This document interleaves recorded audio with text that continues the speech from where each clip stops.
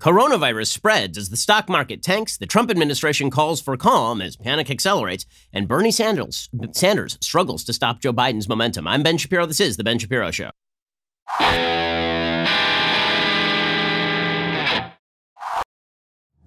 This show is sponsored by ExpressVPN. Stop putting your online data at risk. Stop it right now. Get protected at expressvpn.com/Ben. Well, you may have noticed this morning that the stock market took an absolute beating, an absolute pounding. It's been taking up pounding for the last week over coronavirus, over Saudi oil war. We'll get to all of that in a second, but this might be a good time to think about, hey, maybe I should invest in something solid, something real, maybe something like precious metals.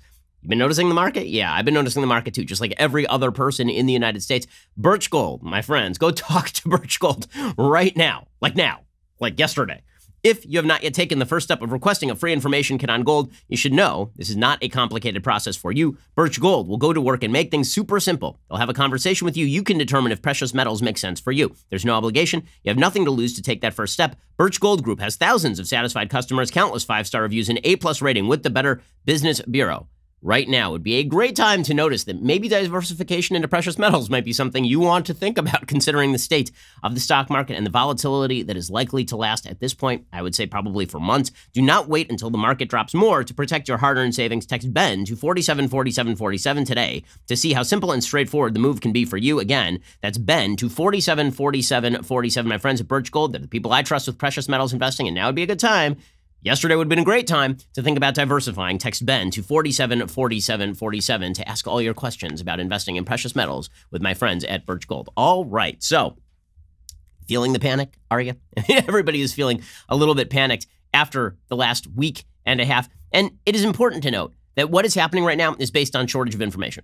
That's really all that's happening. We don't know death rates. We don't know infection rates when it comes to coronavirus. And this is leading people, I think, reasonably to be very afraid. Now, I think that panic and doing things that make no sense, like stocking up on vast quantities of toilet paper or going out and buying medical masks, like stuff that's ineffective, going out and buying water bottles. Guys, there's not going to be a cutoff in your water supply. You're going to be able to turn on your tap, water's going to come out. You know, that kind of stuff is very silly. With that said, a discombobulated global response in a patchwork response from various local communities. I mean, LA had an LA marathon yesterday. At the same time, you're seeing Democrats in the United States claim that President Trump is botching the response and he should be doing more. You have Democrat cities like Seattle. Seattle had Comic-Con like last weekend with 100,000 people in an outbreak center. The LA Marathon took place yesterday in Los Angeles with like tens of thousands of people running around together.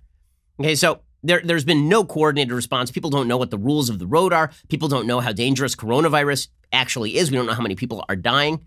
Now, I've suggested that we can kind of look at the stats and determine that it's not a grave threat to people, particularly who are very young. There have been no reported deaths of kids under the age of 9. The death rates tend to go up fairly precipitously once you hit the age of 60. Once you hit the age of 80, they go up really precipitously. If you have a secondary health condition or if you are elderly, then coronavirus is a real threat. This is particularly true if you're in a nursing home where it's very easy to transmit coronavirus and where, again, you have a very vulnerable patient population.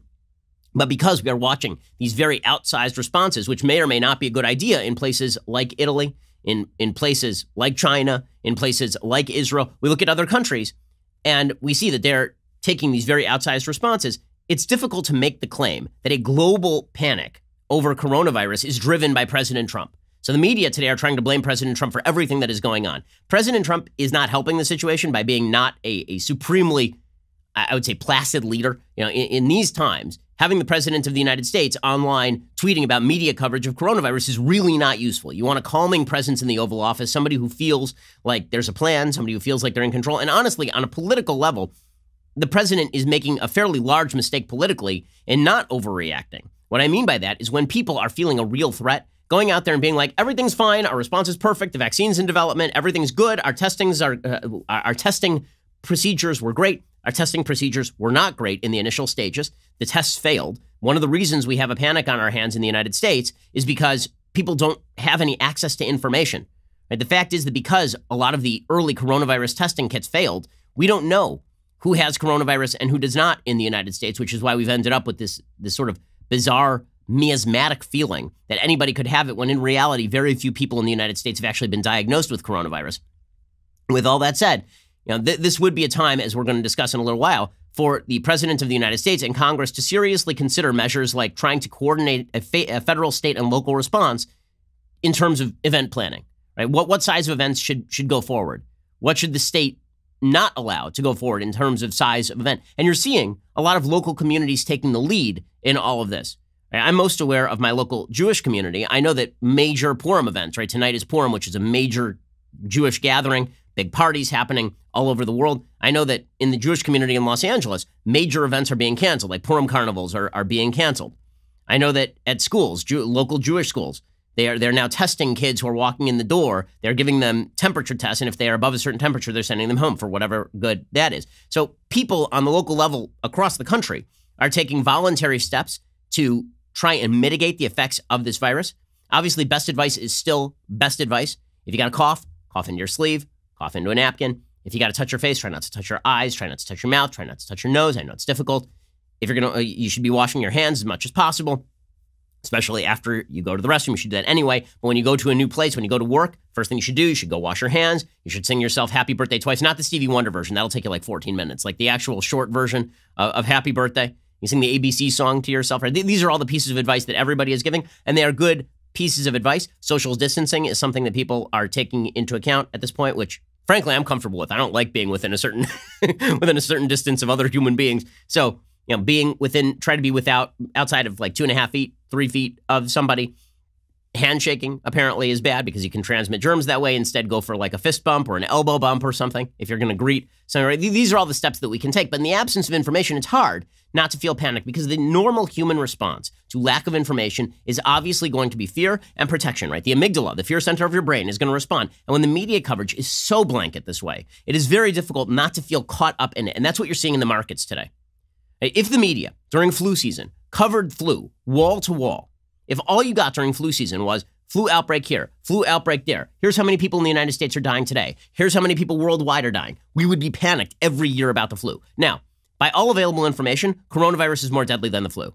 The question is by what multiple? So is it a multiple of 10? Is it a multiple of 20? Is it a multiple of 4? We don't really know at this point, but suffice it to say that the media attention combined with lack of information and repetition of the same conflicting information over and over is making people feel very uneasy. This is being reflected in the market. So this morning, the stock futures had already dumped over the weekend, and finally that materialized.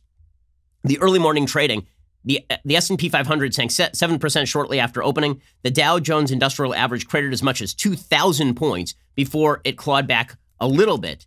The Dow actually had to be shut down. I mean, they shut down the Dow for 15 minutes. They shut down the stock market for 15 minutes to allow people to sort of regain their bearings with reality. The stock market has basically stayed the same since then. It dropped briefly. The early morning trading over the weekend, the Dow Jones Industrial Average was at about basically 25,000. It was at 24,992.36. It dumped immediately, like in the opening minutes, all the way down to below 24,000. So it dumped 2,000 points in the opening minutes of the stock market. It paused for 15 minutes. It dumped a little bit more, and then there was sort of a slight recovery. It would not be a shock if by the end of the day there was another dump, because the bottom line is that people who are investing in short-term trading are not looking at this market and feeling that the market is being quieted. According to the Washington Post, the forced freeze was a sign of unprecedented volatility for Wall Street amid the most turbulent trading in recent memory. Another 15-minute halt will be triggered if the S&P 500's losses hit the 13% threshold. In the event of a 20% decline, markets would actually shut down for the entire day. Now, that is speculative, that the markets would dump that much, that there'd be that much of a dump. Now, listen, here's the reality. If you are investing over the long haul, that's actually a fantastic time to buy. But over the long haul, not over the short haul, not for the next year, not for the next 6 months. If you're investing over the next 30 years, now's a great time to buy, right? You got a little bit of a market discount. But if you are investing over the next 2 years or 5 years, anybody who tells you they know what's going to happen over the next year is lying to you. Nobody knows what's going to happen over the next year because nobody has enough information about coronavirus, the disruption of global supply lines, whether this thing is actually being mitigated in China or whether the reports are just going down, whether there are secondary infections available. Now there are rumors that COVID-19 actually has 2 strains and that one strain is less deadly and there's a second strain that's more deadly and you can be reinfected. Like, we just don't know enough at this point, which is what you are seeing in the markets. And the fact that there is no credible, globally coordinated response to this thing, and all you see are headlines about 15 million Italians being quarantined, right? That sort of stuff is going to make people pretty damned uneasy. Greg McBride, the chief financial analyst at Bankrate, said the bull market's 11-year birthday is today, but investors are not in a celebratory mood, with trading halted shortly after the open as markets plunged. The uncertain economic impact of coronavirus continues to grip markets, with stocks, commodities, and interest rates all dropping sharply. Markets hate uncertainty. There's a ton of it currently in play. That, of course, is exactly right. I mean, the fact is that airlines, I got 2 emails from separate airlines this morning. I'm sure all the airlines sent emails this morning about what they are doing about coronavirus, pledging to bleach the entire insides of planes, basically. They've used the bleach typically overnight in like the lavatories, but now they're talking about bleaching entire planes. They talk about the sort of air recirculation they've been using on planes, the filters they've been using on planes to get coronavirus out of the air. If, God forbid, somebody on the planes has coronavirus, the sort of testing protocols they have in place for fever and all the rest of this sort of stuff. The travel industry is taking a bath, just taking an absolute bath. Right? The U.S. government has already recommended that nobody go on a cruise. So that means that the cruise industry is basically shut down. The airline industry is basically going to shut down over the next several weeks. You're going to see people canceling trips en masse. I would be very surprised if over the next few months, you don't see the cancellation of, maybe over the next couple of weeks, of major sporting events because of local concerns about the spread of coronavirus. The economy is going to grind to a halt. And the question is going to be how long the economy grinds to a halt for. Right? Which sectors of the economy are hardest hit? Now, the Dow Jones Industrial Average and the S&P 500 dumping, part of that also has to do with a major oil war that is going on between the Saudis and the Russians. So the commodities market is taking a dump. People are rushing to treasuries. But the problem is that as you rush to treasuries and the interest rates go down, that is not actually spurring people to borrow money from the government. The government, the Fed, has been lowering its rate. Who wants to expand their business in the middle of what could be a prolonged recession? We'll get to more of this in just one second. Again, none of this is to spread panic, because I keep saying, like, we just don't know enough to panic at this point. But it is to say that there is justifiable concern today. And unless we see more information emerge relatively soon from the state, local, and federal government, unless we start seeing some real answers as to these rates, this uncertainty is going to prevail. And that's not unreasonable. It's not unreasonable for uncertainty to prevail. Again, this doesn't mean go panic buy everything off the shelves at Costco. It doesn't mean that everyone around you is going to get coronavirus. Your risk is still relatively low. But to not take this seriously would be tomfoolery. And by the way, for all those Democrats who are saying that Republicans were calling this a hoax, that is not true. What Republicans were saying was a hoax is blaming this on Trump. This is not Trump's fault. Right? It's hard to see how, given the resources at his disposal, the reaction could have been appreciably different from the federal government. Right? Trump's rhetoric could have been appreciably different. That would have been helpful.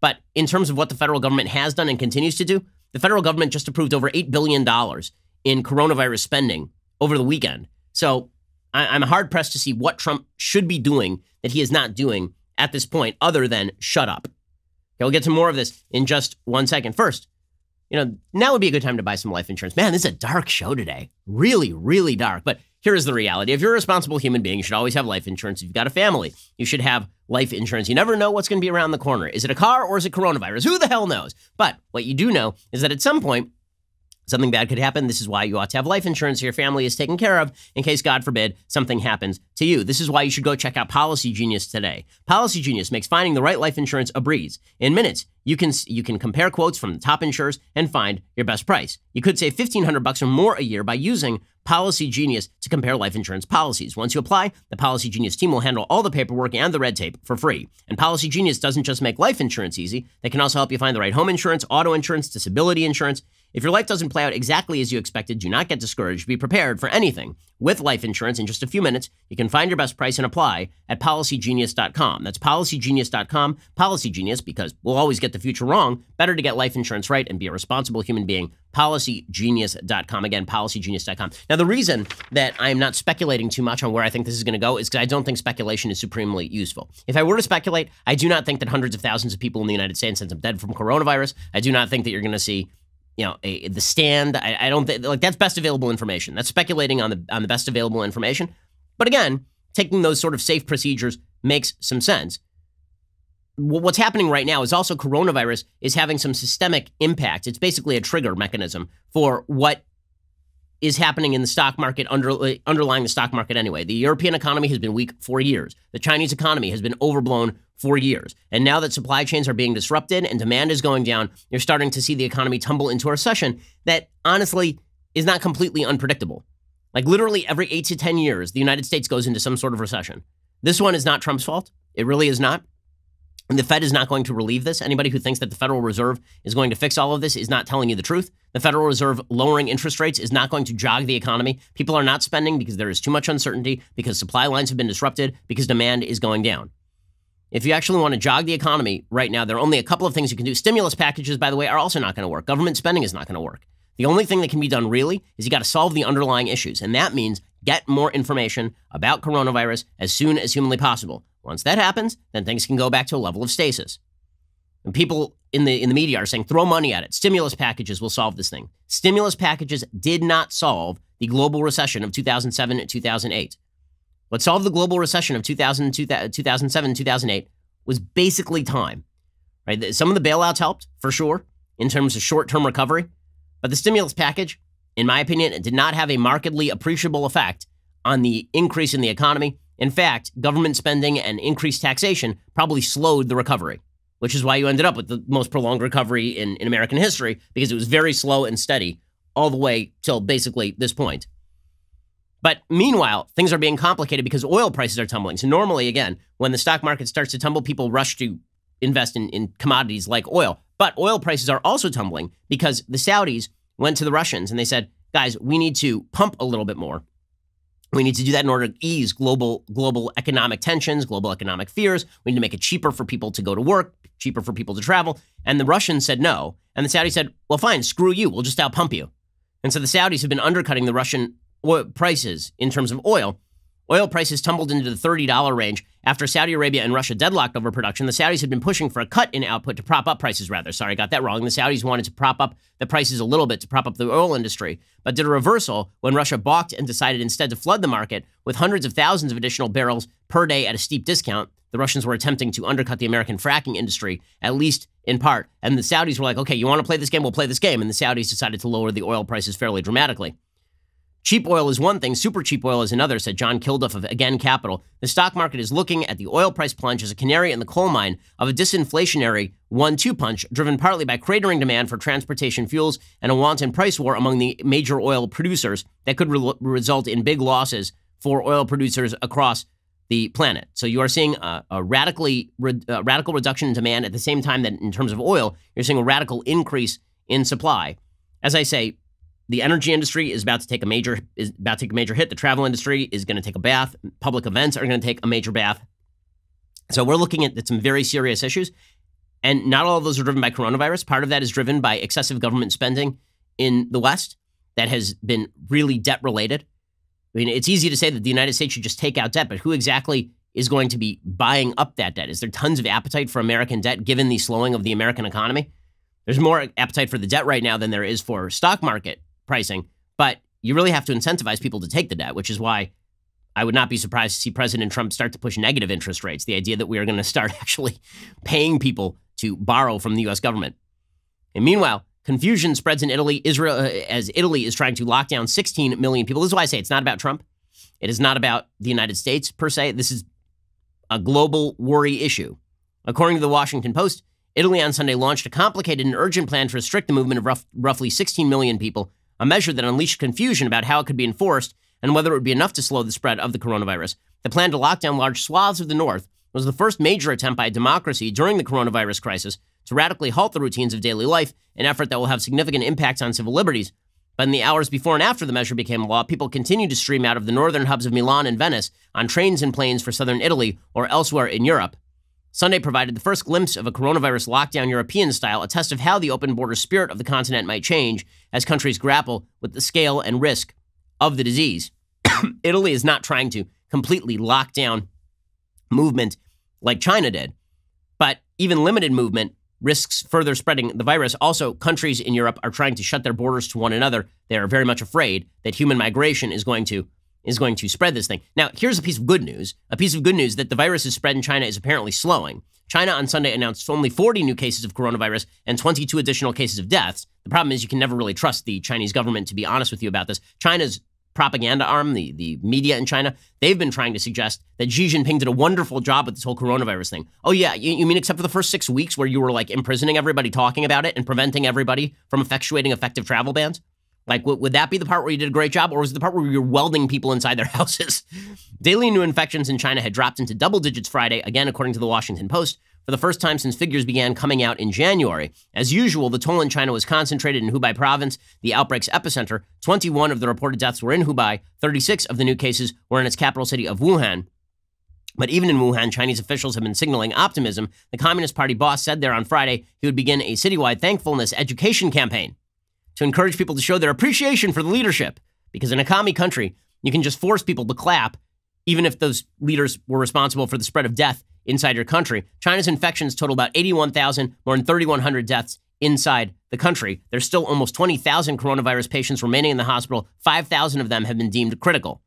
So it could be that death toll raises dramatically, right? If 5,000 people are critical, let's say half of those people end up dying, God forbid, then you end up with additional 2,500 deaths on your hands, which is a pretty massive increase in the death rate, even in Wuhan. Yeah, Europe is trying to figure out what to do. There's a lot of talk about closing borders. Meanwhile, the government in the United States is stepping up its coronavirus response as the U.S. cases top 500. According to the Post, governments intensified their efforts on Sunday to combat the global spread of the novel coronavirus. Uncertainty continued to permeate the response effort amid muddled directives from the Trump administration and reports of some patients unable to access testing. It is true that the testing in the United States has been incredibly lackluster. It has been late, and that's a real problem because we don't have information on the levels of spread based on the lack of testing. A virus-stricken cruise ship made its way to California to dock, only for Housing and Urban Development Secretary Ben Carson to decline to discuss the details of the federal response plan during a national television interview. We're going to get to the Trump administration response in just 1 second. Also, of course, we're going to get to the fact that Ted Cruz has self-quarantined. We've also seen Representative Paul Gosar of Arizona self-quarantine, which, by the way, is the responsible thing to do. If you think that you've been exposed to coronavirus, then you shouldn't show up to the office, Michael Moles. You should probably instead stay home that day. In any case, we will get to more of this in just 1 second. First, is all of this making it hard for you to sleep? I understand. I get it. Also, I understand why you're not sleeping if you have a small baby, because I have a small baby at home. And this means that I really do value my Boll and Branch sheets. These are the safest, most comfortable sheets in the world, and the only bedding loved by 3 U.S. presidents. I'll let you guess who there are. There are not that many who are alive. For a limited time, you can get Boll and Branch's luxury flannel bedding to keep you cool sleepers warm, and because they breathe, keep you warm sleepers cool. Bedding is one of those things you don't want to skimp on because you are going to be crawling between those sheets every night. So why exactly would you save money there instead of getting, first of all, you will save money as opposed to sheets of similar quality via Boll and Branch. But also, why would you skimp there and go down and pick up a $20 sheet that's going to be like a tarp and make you sweat? It's going to be terrible. Instead, get the best sheets on the market. I'm talking about Boll and Branch. Shipping is always free. You can try them out for 30 nights risk-free. And right now, you get $50 off your first set of sheets at bullandbranch.com with promo code Ben Shapiro. Get $50 off at bullandbranch.com. Promo code Ben Shapiro. Spell B-O-L-L and branch.com. Promo code Ben Shapiro. Restrictions may apply. See bullandbranch.com for details. You want better sleep quality? You're going to need better sheets. Go check them out right now. Bullandbranch.com for all of the details. Okay, so the Trump administration response. Originally, the Trump administration was criticized for trying to run all this through Pence's office. Now, the fact of the matter is that the Trump administration does need to be very coordinated in its response because the markets are reacting to the Trump administration. The media are reacting to the Trump administration. And again, it is the blanket media coverage that is driving a lot of this. As I say, if there were blanket media coverage about the flu every year, there would be, if not a similar level of panic, because the flu ain't quite as dangerous as coronavirus by all available indicators, there would still be a significantly higher level of concern about the flu if we covered the flu the same way that we cover coronavirus. With that said, coronavirus did break out at CPAC. According to the Washington Post, a growing sense of concern and uncertainty about the reach of the novel coronavirus has begun to take hold in the White House after an attendee at a recent political conference where President Trump spoke tested positive for COVID-19, the disease caused by the virus. Trump was photographed shaking hands with Matt Schlapp, the chairman of the American Conservative Union. He confirmed he had been in direct contact with the infected man during CPAC. He also says that he feels fine. Meanwhile, Senator Ted Cruz apparently met the person who was affected by coronavirus at CPAC as well and released a statement saying that he briefly interacted with this person. He said he consulted with medical authorities from Houston Health Department, the Harris County Public Health Department, the Center for Disease Control and Prevention, the Department of Health and Human Services. And he also spoke with Vice President Pence, Leader McConnell, and Mark Meadows, the new new chief of staff to the president. He says, I'm not experiencing any symptoms. I feel fine and healthy. Given the interaction was 10 days ago, that the average incubation period is 5 to 6 days. The interaction was less than a minute, and I have no current symptoms. Medical authorities have advised me that the odds of transmission were extremely low. But out of an abundance of caution, because of how frequently I interact with constituents as part of my job, and to give everyone peace of mind, I've decided to remain at my home in Texas this week until a full 14 days have passed since the CPAC interaction. That is the smart thing to do. That is sort of the responsible thing to do. And the fact that Cruz is being criticized for that is ridiculous. People who are saying, well, Cruz and the rest of the Republicans, they were saying that this is a hoax. No, again, the part that everyone was saying was a hoax was not the coronavirus itself. What everybody was saying was a hoax was the media coverage focused on Trump, as though Trump were responsible for coronavirus, as opposed to the Chinese government, that the Trump administration was responsible for the stock market drop, as opposed to, the global economy coming to a screeching halt. That's the part that was a hoax. No, I'm not aware of anybody who suggested the coronavirus itself was a hoax. And again, I think everybody is, if not, the panic, I think, is too much, but overt concern is not too much. And the fact is that we do have to spend more money on converting medical ICU beds, on preparing for the possibility of serious outbreak here in the United States. Now, with all of this said, there are experts who are sort of giving conflicting messages, and this is why it's hard to tell exactly what's going on. Dr. Tom Inglesby of Johns Hopkins University, he runs their public health department over there. He says, listen, we're actually fairly well prepared for a coronavirus outbreak here in the United States. We have good public health facilities. I was surprised to see that report. I didn't know it was coming. And it is true that the U.S., when you measure capabilities up and down in public health, healthcare, surveillance, the U.S. is better prepared than any other country. Okay, so that is a good thing to keep in mind. It is also a good thing to keep in mind. The U.S. Surgeon General says, listen, the average age of people who are dying is 80 plus. So yes, this is mostly dangerous to people in nursing homes. So if you're going to have contact with somebody in a nursing home, don't go to a public event and then go to a nursing home. Right? Don't be a person who has a grandmother who's 90 and you talk with her every week and she comes over to your house and then you out in public all the time. That's what the Surgeon General is saying, and this is correct. We know that the average age of people who are dying from coronavirus is 80 plus. We know that the average age of people who are needing medical care and advanced medical care is 60 plus. And so what we're telling folks is that if you're in an at-risk group, meaning you're elderly and or you have comorbidities, heart disease, lung disease, you're immunosuppressed for whatever reason, that you should be taking extra precautions not to put yourself in a situation where you may be exposed. Yeah, and that, of course, is the responsible thing to do. Democrats and Republicans are basically saying that the public reaction is overblown. Concern is warranted, panic is not. Andrew Cuomo, the governor of New York, is saying the same thing that Trump is saying. It's just that he's not getting blamed the same way that Trump is getting blamed. But just let's pause for a moment on how serious it is, because I'm afraid that the fear is actually outpacing the facts. And we're fighting the virus, but we're also fighting this anxiety. And people have to take a step back, a deep breath, and actually understand what we're looking at. Okay, now with that said, again, everybody is taking safety precautions. Princeton University in the last couple of hours issued a notice to students that people should be encouraged to stay home after spring break. They shouldn't even come back after spring break, that they should just stay home, and they're going to make sure that students can still fulfill their class requirements. Maybe the upside of all of this is everybody goes to online education, which wouldn't be the world's worst thing. I mean, not going to make up for, obviously, the cost of all of this.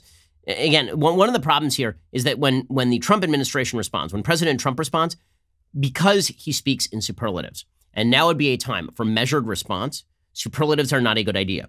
So President Trump tweeted out, "We have a perfectly coordinated and fine-tuned plan at the White House for our attack on coronavirus. We moved very early to close borders to certain areas, which was a godsend. VP is doing a great job. The fake news media is doing everything possible to make us look bad. Sad."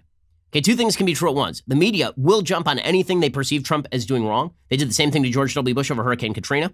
That is 100% true. It is also true that suggesting that the plan is perfectly coordinated and fine-tuned in the middle of people feeling like we can't even get testing done, that is not smart politics. The President of the United States should convene a massive conference, video conference, so people aren't coughing on each other, all the governors, the President of the United States, the heads of HHS and Homeland Security, and they should lay out some procedures for what exactly the federal government would like to see done in terms of public events, in terms of public gatherings, in terms of testing procedures and protocols, in terms of advice to give to the public. The administration and states at this point should be speaking with one voice in how they deal with all of this. That's not just me saying this. Okay, that is experts on this stuff who are saying this sort of stuff. Dr. Scott Gottlieb, the former FDA commissioner under President Trump, right? He's taking this stuff very seriously. He says, listen, we're going to have to take some really serious measures here, like serious measures. And we're going to see economic slowdown. We're going to see public events shut. Here is the Dr. Scott Gottlieb, the former FDA commissioner. And by the way, that doesn't mean that huge numbers of people are going to die. The whole point here is to mitigate the effect. Here is Dr. Gottlieb.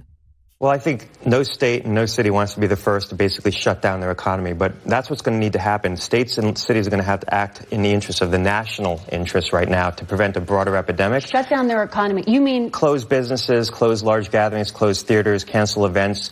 I think we need to think about how do we provide assistance to the people of these cities who are going to be hit by hardship, as well as the localities themselves, to try to give them an incentive to do this. Okay, and again, Scott Gottlieb should be called in by the president. He should help coordinate this thing. Right now, when we say we have to have a coordinated response, that coordinated response has to be made public, because the problem is, like, Ben Carson shouldn't be on TV being asked these questions. So Ben Carson, who's the head of the Housing and Urban Development Department, why is he being asked about America's response, about the federal government's response to a cruise ship on which coronavirus has appeared off the coast of California? Ben Carson is heading the Housing Department. What the hell does he have to say about coronavirus outbreaks? Here's Ben Carson. The president met with the CEOs of the major cruise ship companies yesterday, and they are coming up with a plan within 72 hours of that meeting. The ship's docking tomorrow. The plan will be in place by that time, but I don't want to preview the plan right now. Shouldn't you be able to do that? I think it needs to all come from a solitary source. We shouldn't have 16 people saying what the plan is. Okay, he is correct. We shouldn't have 16 people saying what the plan is. So why is Dr. Carson being booked on this week? You know he's going to be asked about this stuff. I mean, and then the media go with, well, they don't have a plan. Well, maybe they do have a plan, but Ben Carson isn't the one speaking to it. He's the head of the Housing and Urban Development Department. It's like asking Betsy DeVos what the plans are for cruise ships. She's the head of the Education Department. Like, the media expect there to be a great answer here? There's no great answer here. Now, again, I don't think that the Trump administration is botching this thing. I just think that the messaging is pretty screwed up. And I think that we actually need a coordinated response with an actual plan. And governors and states are not doing a great job either. Again, the city of Seattle, right? Jay Inslee is the governor of Washington State. Why exactly did Governor Inslee not shut down Comic-Con in the state of Washington in Seattle? Why did the LA Marathon proceed apace in Los Angeles? Like, what? Why are local leaders have capacity to here, and they're not doing any of this? The Democrats, by the way, are also doing this routine. Like, the Democrats are suggesting that President Trump is violating all norms, that there's no plan here. Bernie Sanders says he's going to keep going ahead with his rallies. Right? Bernie Sanders has said that he's not going to stop his rallies. Trump says he's going to go ahead with his rallies. Meanwhile, universities are saying we don't want the liability of all of this. So with all of this mixed up information that is emerging, how do you expect people to feel super secure? Right? And as the person who's going to bear the brunt of that is President Trump. He is the president of the United States. The president of the United States bears the brunt of all of this, fairly or unfairly. I don't think that the Trump administration has botched this in any serious way, but I do think that now it's time to up the ante. The president is being politically irresponsible if he does not come up with a coordinated and extremely public plan that doesn't involve him tweeting things like this within the last few hours. So last year, 37,000 Americans died from the common flu. It averages between 27,000 and 70,000 per year. Nothing is shut down. Life and the economy go on. At this moment, there are 546 confirmed cases of coronavirus with 22 deaths. Think about that. Okay, why? Why? Is that part of your coordinated response? Is that part of the coordinated response to go on Twitter and say this kind of stuff? Like, you literally handed messaging over to Mike Pence, and now you're seizing messaging back in order to militate against me. Look, Trump is a counterpuncher. We all know this. This means that the media jabbing at Trump is going to elicit counterpunches from Trump, but that's not going to help Trump. It's not going to help people feel more secure. It's not going to help people feel more calm in all of this. Let Anthony Fauci speak about it, right? Dr. Fauci from the National Institute of Health. Like, he's at least being honest about all of this stuff, and he knows what he's talking about. First of all, he is happy to debunk media falsehood. So they were saying that Dr. Fauci had been muzzled by the Trump administration. Dr. Fauci said, of course I'm not muzzled. I'm right here talking to you on CBS. What are you talking about? I think a lot of people are very interested in the relationship between the scientists and the administration. Right. And specifically, if President Trump says something like at the beginning of February, like, we think we have it under control, you're in the room. Were you able to I push back, of course. Some people have been worried that you've been muzzled. I'm not muzzled because I'm talking to you. Exactly. You're right here. Okay. Okay, and that's true. Also, Fauci's honest enough to say, yeah, there were some early missteps in the testing. We don't have enough information at this point to make solid calls. Here's Fauci explaining. Can anybody who needs a test get a test now? The fact is the tests are out there. There was a misstep early on with regard to the test, namely a technical difficulty. But right now, about 1.1 million tests are out there now. Okay, so now he's saying we're getting this on track. Right? Let Fauci talk. Let Fauci help set the policy. Let your experts set the policy. Trump is not reassuring anybody. No national address is going to do anything. Last time he gave a national press conference on coronavirus, the stock market tanked. The president needs to step aside right now. He needs to let Pence lead the effort. If Pence wants to kick it to Fauci, he should let Fauci do this. If he wants to kick it to Gottlieb, Dr. Gottlieb, and bring him back in, let him do this. The dumbest thing that Trump could do right now is try and seize control of this messaging. It's not going to bode well for him. In fact, politically speaking, it's almost a perfect storm for Joe Biden. The reason it's almost a perfect storm for Joe Biden is a tanking economy is horrible for the incumbent president. Presidents do not win during a tanking economy. And two, if you are looking for reassurance and the president doesn't provide it, and then Joe Biden, whose entire pitch is back to normal, I'm going to put together back the Obama team, you know me, I've been here for a long time, I'm your reassuring old uncle, right? That's actually a really good pitch for Joe Biden in the face of all of this. So Trump's vulnerabilities are being exposed by his response to the coronavirus. That doesn't mean that Trump loses the election. It does mean that a coordinated, serious response with coordinated, serious people is necessary. And by the way, there's a significant possibility that 3 months from now, we have more information, the fears have abated a little bit, the economy picks back up, and Trump is fine. But the current response from the Trump administration, and not even the administration, from Trump himself, is insufficient and very, very politically stupid. Very politically stupid. Now, again, that doesn't alleviate the media from their responsibility of jumping with both feet on Trump even before he had done anything wrong. They were going to do that in any case. But just because somebody is shooting at you doesn't mean that you should put a gun to your own head and blow your face off. Like, that's just not a smart political strategy, as it turns out. Okay, we're going to get to the 2020 race in just 1 second. But first, the Daily Wire's own Andrew Klavan has released the second entry in his Another Kingdom trilogy, The Nightmare Feast. Austin Lively, once just an out-of-luck Hollywood screenwriter, is now a chosen hero caught between two worlds in dual quests in both L.A. and the magical medieval world of Galliana. Experience the fantasy adventure that captivated and entertained thousands of listeners, despite Michael Knowles doing the reading. You've heard the podcast. Now get the book today over at Amazon. The book is really fantastic. Drew is a really talented dude. And again, you're going to have some time on your hands while you're sitting home trying to avoid coronavirus. So pick up a copy of Drew's new book over at Amazon today. Meanwhile, time is running out to get 25% off all Daily Wire memberships with coupon code NEVERSOCIALIST. So hurry before the deal ends, just like the Bernie Sanders campaign. Daily Wire members get an ad-free website experience, access to all of our live broadcasts and show library, the full 3 hours of The Ben Shapiro Show, access to the mailbag, and now exclusive election insight op-eds from yours truly. Daily Wire members also get to ask us questions during Backstage, and our new all-access tier allows you to join in live online Q&As with me and the other hosts. Along with all of this, of course, you get the magnificent, the irreplaceable, the singular Leftist Tears Tumblr. If you haven't already, download the Daily Wire app so you can get all of our great content on the go. Again, that is 25% off on Daily Wire memberships for all plans using coupon code NEVERSOCIALIST. So head on over to dailywire.com/subscribe. This is the last week we will be giving you this offer, so act now before you regret it. That is dailywire.com/subscribe. You're listening to the largest, fastest growing conservative podcast and radio show in the nation.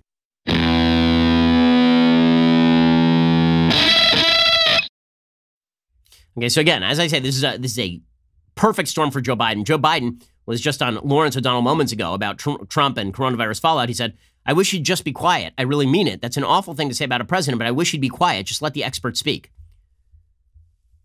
I hate to say when Joe Biden is right. Joe Biden is correct. Okay, the president is not making, like, do you honestly, do you feel calmer when Trump speaks about coronavirus? Like, do you feel, I don't feel calmer. Do you feel calmer? I feel calmer when I hear Fauci. I hear calmer when I hear Gottlieb. When I hear people who I think know what they are talking about, I feel calmer. When I hear President Trump mouth off about this stuff, I don't feel calmer. What that means is that anyone who pledges to calm fears is going to be in a politically advantageous position. Okay, and if it's chaos all the way down, if there's a feeling of chaos leading into the election, like Trump's biggest asset was that as chaotic as he is as a human being, the feeling leading up to the election was not one that the United States was in chaos. Based on the stock market, based on coronavirus, based on the election itself, I mean, what happens if coronavirus is still affecting the population and we got to vote in November? Are we all just going to vote absentee? Like, how's exactly that going to work? Right? If the feeling is generalized chaos and Trump is an agent of chaos, that is not going to benefit him politically, which is why it behooves him to run a smart campaign and to be a smart president and to simply back off and shut up. Okay, this is a time when your Twitter account is not helping things. I know this ain't going to be popular with a lot of my conservative listeners who love Trump's Twitter and who may feel correctly that coronavirus is overblown. I've written 2 pieces in the last week about how I think that the risks of coronavirus are not nearly as great as the media have been making them out to be. But with that said, reassurance is the name of the game politically and also in terms of public policy. If people feel reassured, then they are going to be more responsible in their handling of this stuff. They aren't going to panic buy medical masks from Amazon for $100 a pop. Right? They're not going to be looking for reams of toilet paper as though nobody's ever going to wipe their butt again. Reassurance is the name of the game here. And that is why, that is why it's a boon to Biden. Meanwhile, speaking of that 2020 Democratic presidential race, Bernie is basically out of this thing. Right? There's an election coming up in Michigan. The Michigan primaries are coming up very soon. And Bernie is really trailing heavily in the Michigan primaries, which has led Bernie to attack Joe Biden. Bernie says, listen, I'm not dropping out no matter what. Right? I'm sticking around. Even if I lose Michigan, I'm sticking around. That's a problem for the Democratic Party because there may be a lot of Bernie supporters who don't show up in the election if Biden acts all ticked off all the way to the convention. How serious is that? How damaging? And would you consider dropping out? Well, no, I certainly would not consider dropping out. Chris, media asked you, is this state or that state life or death? I was asked that in Iowa. I was asked that in New Hampshire. We won California, the largest state in this country. We are winning among Latino voters big time. We are winning among young people. Okay, and Bernie is also whining over Super Tuesday. Right? This is bad news for the Democratic Party. Internally, the Democratic Party is still rift over the Biden versus Bernie split, and the consolidation behind Biden is not alleviating the concerns of the Bernie people who feel like he got jobbed, like he was about to get the nomination, and then the entire party establishment swiveled behind Bernie. Here's Bernie whining over Super Tuesday. The establishment put a great deal of pressure on Pete Buttigieg, on Amy Klobuchar, who ran really aggressive campaigns. Well, I know both of them. They work really, really hard, but suddenly, right before Super Tuesday, they announced their withdrawal. If they had not withdrawn from the race before Super Tuesday, which is kind of a surprise to a lot of people, I suspect we would have won in Minnesota, we would have won in Maine, we would have won in Massachusetts. The turnout may have been a little bit different. The ongoing consolidation behind Biden continues as well. Kamala Harris has now endorsed Joe Biden. She says that she believes in Joe, which is weird since he tried to prevent her, I heard, from taking a bus to her integrated public school. If it had not been for the rest of the government, then Joe Biden would have stopped Kamala Harris from being a senator, apparently. But now she's a big fan of Joe Biden. Weird how times change that quickly. I have decided that I am, with great enthusiasm, going to endorse Joe Biden for President of the United States. I believe in Joe. I really believe in him, and I have known him for a long time. One of the things that we need right now is we need a leader who really does care about the people and who can therefore unify the people. And I believe Joe can do that. Okay, well, that's weird because I'm old enough to remember when Kamala Harris had this to say.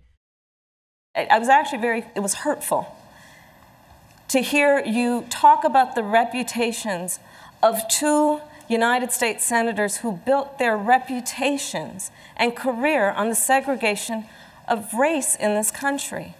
And it was not only that, but you also worked with them to oppose busing.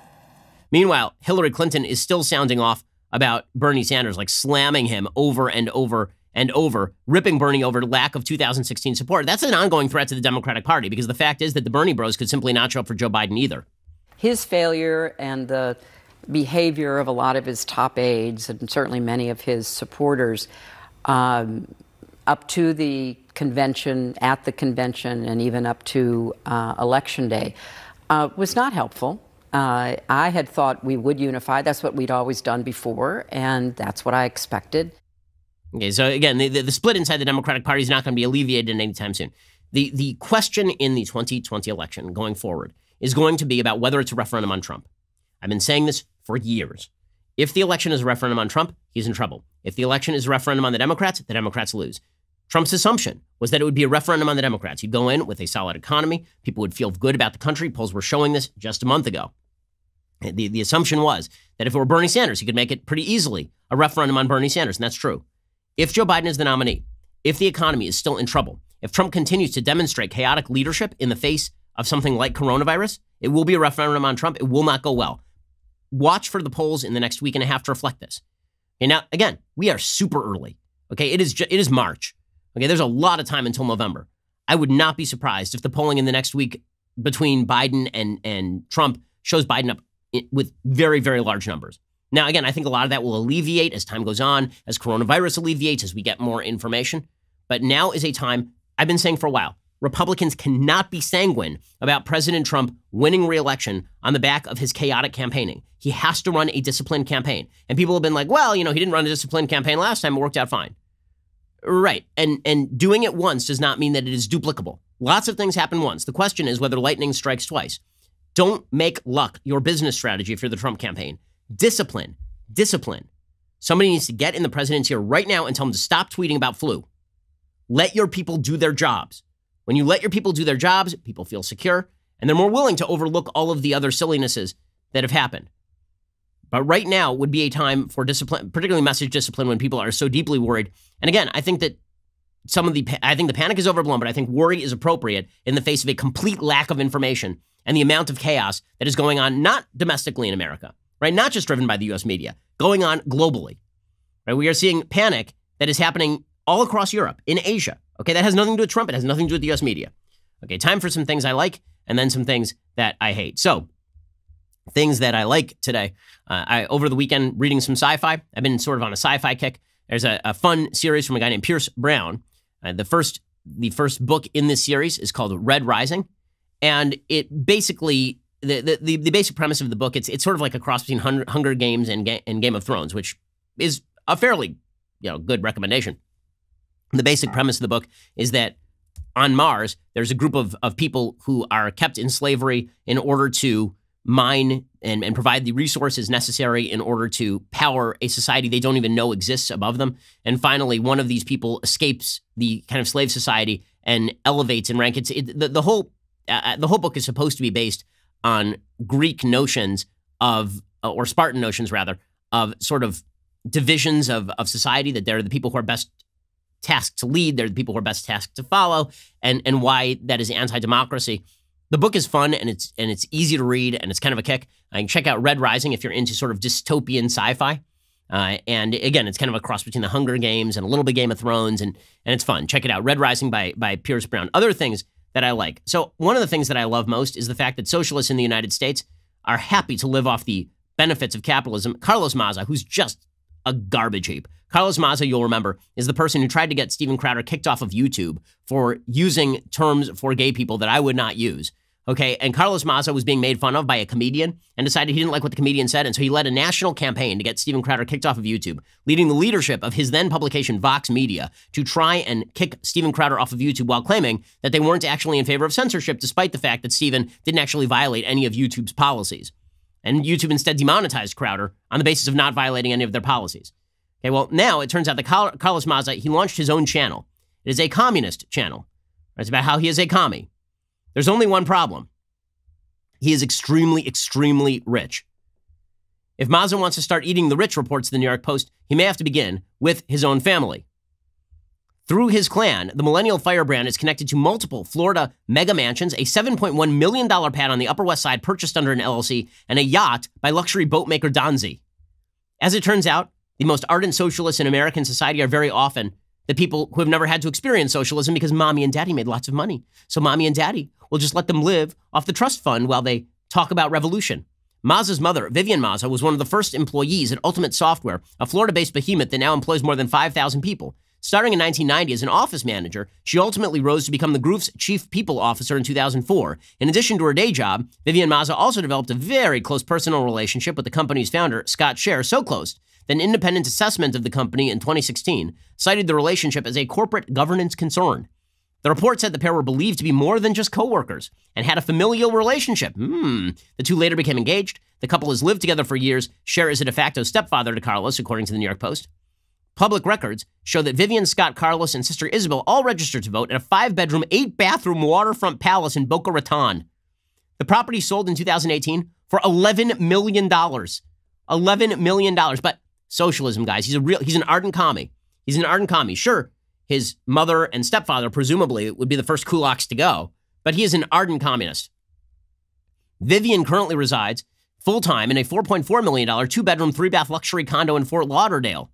The same LLC purchased a $7.1 million condo on the Upper West Side of Manhattan in November 2017. While serving as CEO of Ultimate Software, Schur was one of the most handsomely compensated CEOs in the country. In 2015, he took home $38.3 million. Weird, I don't see Carlos Maza going to his stepdad, who presumably has provided him a basis of support, and being like, you know, it seems to me that you aren't living the principles of Marx, sir. It's not clear how much Vivian and Schur actively support Maza's lifestyle, but evidence suggests the family has been happy to pitch in to help spread his socialist message. Both Schur and Vivian Maza are listed as comrades at the end of Carlos's most recent YouTube video. Basically, he sounds like the kind of child that they don't really want to deal with, and so they're like, okay, we'll just give him a little bit of money and he can go play commie over here on YouTube. He's a trust fund commie. Maza didn't respond to multiple inquiries from the Post, but then, because of the inquiries, he posted a statement on Twitter. He said, my mom and her fiance are very wealthy thanks to a software company they started together when I was a kid. As a result, I've gotten to live a life of tremendous privilege. He said he acknowledged that he always had a safety net should his career go south, but insisted nobody was bankrolling his effort. Okay, well, if you have a safety net of, tens of millions of dollars, then you can afford to spend your life making useless YouTube videos about how communism is the greatest way of life of all. So again, I love that we live in a country so wealthy that the children of our wealthiest people can be communists. That's really, really exciting stuff. Normally, when they say the proletariat are going to rise, workers of the world unite, you have to be a worker. Not a lazy bum who relies on his parents' money for years on end and then gets a job writing garbage at Vox Media while trying to oust other YouTube stars and then makes stupid communist videos.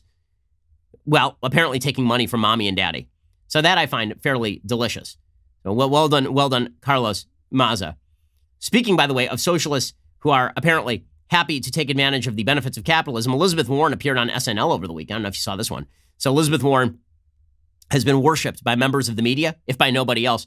And she showed up on SNL with Kate McKinnon, and it was extremely, extremely awkward. Not only did I not accept money from billionaires, I got to give one a swirly on live TV. I want to put on my favorite outfit to thank you for all that you've done in your lifetime. I'm not dead. I'm just in the Senate. Right. Remember when they did this for Ted Cruz? I remember. Remember when don't worry, SNL is just comedy, guys. They're just comedy. They are not just a propaganda outlet on behalf of the Democratic Party. The reason that's in Things I Like, honestly, is because I do like it when they expose, number one, how unfunny they are, and number two, how politically motivated they are.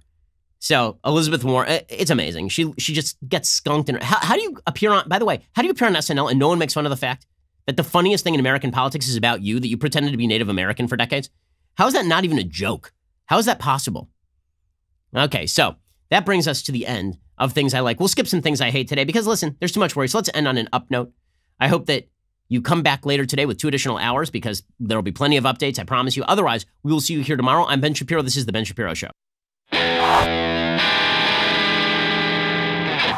The Ben Shapiro Show is produced by Colton Haas, directed by Mike Joyner, executive producer Jeremy Boring, supervising producer Mathis Glover and Robert Sterling, assistant director Pavel Wydowski, technical producer Austin Stevens, playback and media operated by Nick Sheehan, associate producer Katie Swinnerton, edited by Adam Sayevitz. Audio is mixed by Mike Coromina. Hair and makeup is by Nika Geneva. The Ben Shapiro Show is a Daily Wire production. Copyright Daily Wire 2020. Hey everybody, it's Andrew Klavan, host of The Andrew Klavan Show. Some people are depressed because the American Republic is collapsing, the end of days is approaching, and the moon has turned to blood. But on The Andrew Klavan Show, that's where the fun just gets started. So come on over to The Andrew Klavan Show and laugh your way through the apocalypse with me, Andrew Klavan.